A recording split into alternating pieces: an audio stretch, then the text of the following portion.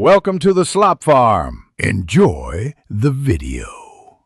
You'll start immediately by opening the app switcher so you can manage running apps.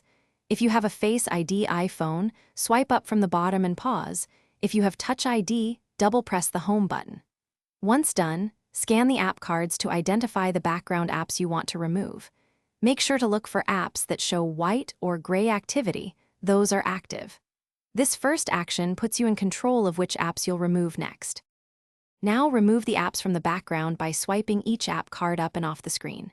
Use one finger for a single app or 2 to 3 fingers to close multiple apps faster. Just be deliberate.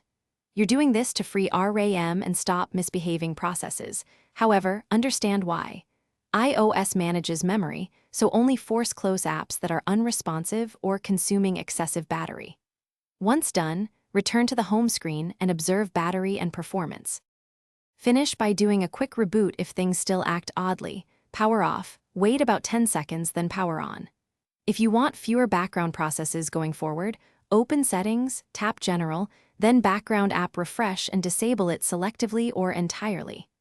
Make sure to check Settings Battery to identify apps using most energy, update, reinstall, or restrict those apps if needed. If an app won't close, force restart your iPhone as the final troubleshooting step. Thanks for watching. Consider subscribing if we helped you today.